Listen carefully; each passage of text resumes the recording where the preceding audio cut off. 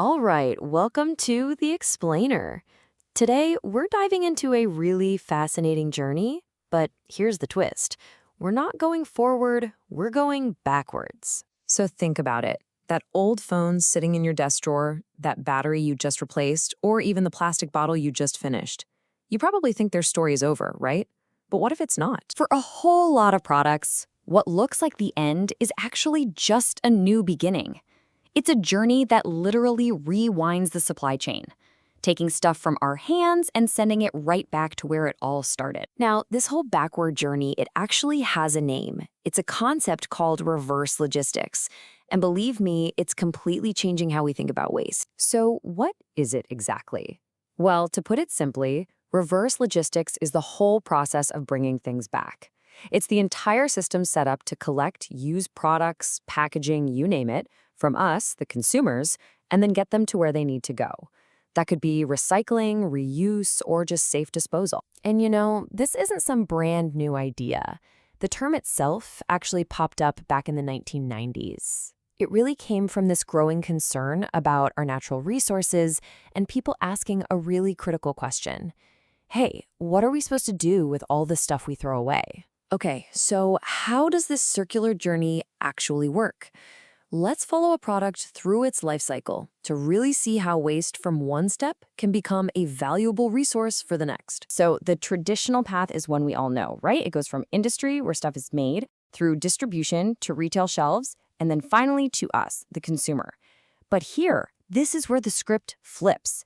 Instead of that item going to a landfill, it enters a whole new phase, collection. It gets sorted, sent off for recycling, and then it's transformed back into raw materials. And those materials, they go right back to the beginning, to industry, creating this amazing closed-loop system where ideally nothing gets wasted. But let's be real, a system this complex and this ambitious, it rarely just happens on its own. It usually needs a pretty big push.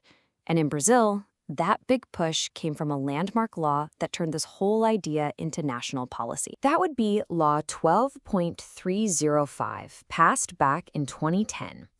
This is Brazil's national solid waste policy, and it was a total game changer.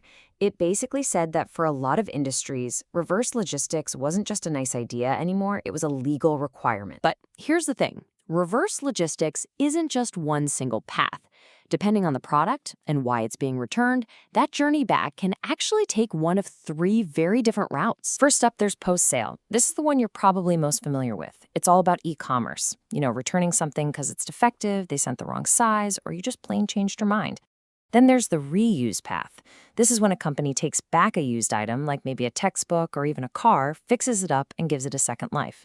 But the third path, post-consumer, well, that's the really transformative one. This is all about collecting products at the very end of their life, and it's the one that these new laws are most focused on. And that leads us to the million-dollar question. Which products actually fall under this mandatory post-consumer system?